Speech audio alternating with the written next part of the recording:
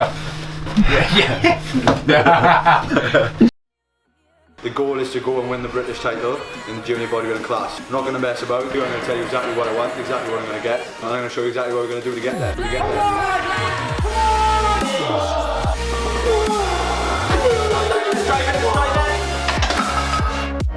Let's go. Let's get out. Right there. Come on.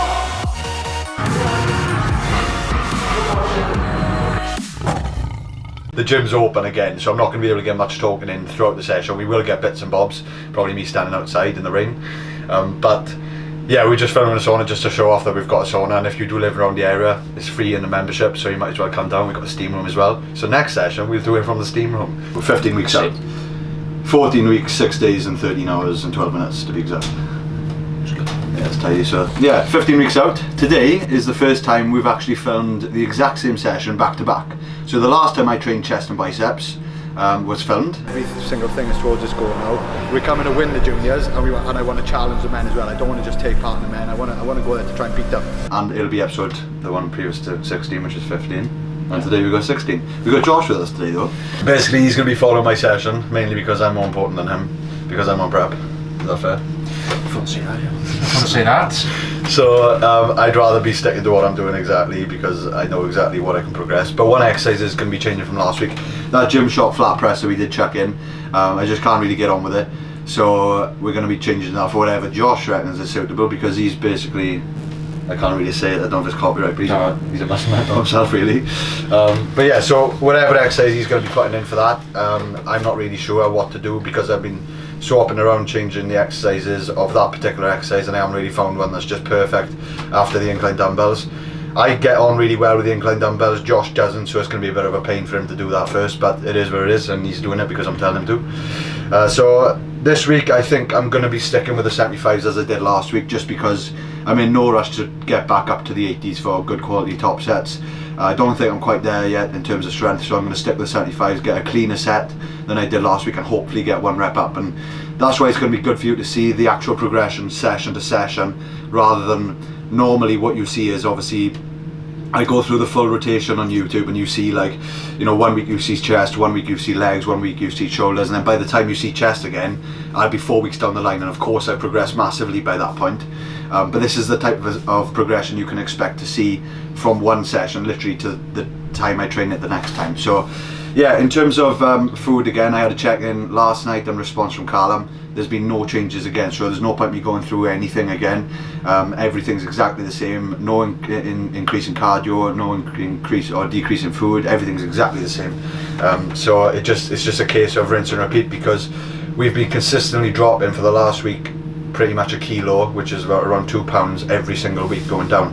So to see strength going up as well as fast as it is, and so recovery being in such a good place, and weight dropping and condition improving, there is no need to change anything, because what he was saying was, if I do increase the pace that we're going at, progression will start to go down in the gym, strength will start to come down, then my luck will start to get poorer, and then all of a sudden I'll be around 10 weeks out. I'll be a lot leaner, but to try and hold that, and you know, I'll just be in a worse place. So we've got to try and plan to come in exactly for the show in 15 weeks, because we've still got another 6 weeks of competing following that. So I've got 22 weeks left of this season, so we've got to play it smart, and that's why I've got Callum, because if it was me, I'd be running myself into the ground, just looking at myself. So that's why you need that second opinion with someone with experience and expertise, and not just a random online coach that doesn't know what they're doing, who hasn't competed. So anything you want to add, Josh? Just plenty of muscle shock today. Oh, shock in the muscle today, yeah. No, we've had some banter with all that going on with Ep.16, and we're not going to bring that up again. But yeah, a lot of people talking about shocking the muscle, and some people still selling programs to shock the muscle, and it's just absolutely disgusting to see. But it is what it is. Yeah. And we're just showing you how to train properly. So if you want to gain muscle, this is the channel to watch, because this is what we do best. So we're training for the mass today. Let's go get fucking huge. Raise your voice, raise your power, yeah. This is our lessons, to leave it all behind. Raise your voice, raise your power, yeah. Come on!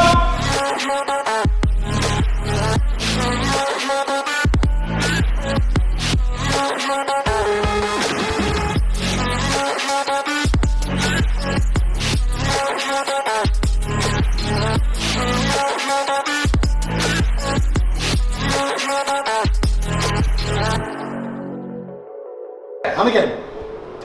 Come on. Long it. Nice. And again. Let's go. Drive. Squeeze it. Nice. One more new. Up. Yep. Control it. Hey. Good, push. Get short. Nice. Good, Josh. Keep it on there. Tension on there. Last one. Make it count. Right it up. Yes. Right, so we finished with the presses.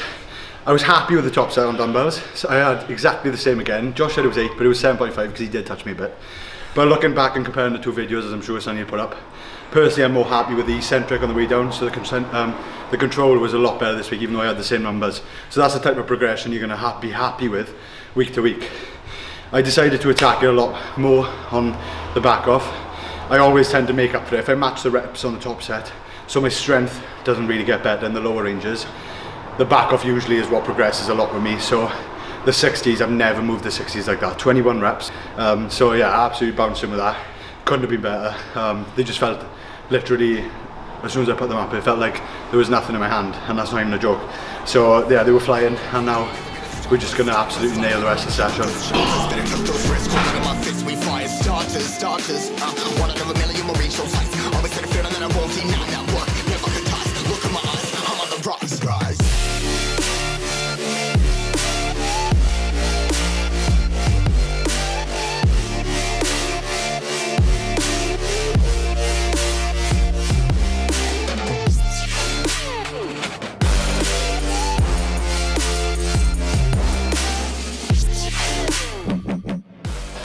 It gets in the lengthened range when you're at the back there of the movement, you're at this weakest position no matter who you are. That's the way the pec is built, the biomechanics of it. And the shortest range when you're at the full contraction, but there, that's where it's at its strongest. So pretty much, if you put anything but there in that position, you can almost lock it out, you know, unless it's a stupid amount of weight. But back there, you're going to really struggle to bring it forward past that point, right? I'm sure you're all used to that with the bench press. And it's not just to do with involving your triceps and delts, that's just the way the pec is made up. So by adding in the band, obviously the tension increases at the top, which is matching the profile of the pec. Isn't that right? That's completely right. So we've still got the tension throughout with the cables, which stays the same because that's what the cables are for. But the band is going to make that heavier at the top and less at the bottom. So if we show, we'll just show Llew as an example without the bands. Okay. Yeah. If you just do the single arm. Yeah. Okay. Yeah. What would typically happen as well is with the cables, is if you just look at the pulley here, so when you have to look at this little black part here, it's going to come closer to his midline. So the axis of rotation is through the shoulder and the elbow, okay? And what happens is once the cable comes closer, the actual kind of loading in terms of what's on the stack is going to become diminished, which means it's basically the lighter forces at play in the pec, okay? So as you can see, when Llew gets it lengthened back here, it starts to move away from his body, which is heavier typically. So what we need to do then is to kind of match everything up. So we use the band, so it's a lot heavier at the top where we're strongest. So all of a sudden now we have got like a complete synergy between the maximum profile or resistance profile of the machine itself and then the strength profile of Lew's pectoral. yeah. Let's go in. Oh, okay. 3, 2, 1. Good, come on. Chest out. Oh, here she comes. And again. Good. To the shoulder, good. There it is. That band off my elbow. Yeah. There we go, yeah, nice up. There we go. Good. Yes, come on, short. Drag it towards the shoulder. That's it, drag it, cable to the shoulder. Yeah. Right, I'll take that. Right. I'll just go straight into it. Yes. I'll go one down again. One. Yeah.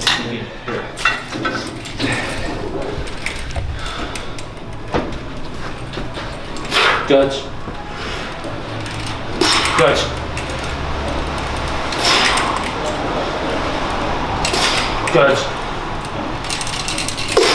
There it is, cool. Emphasis in the length and good. And again. Good. Nice. Lovely.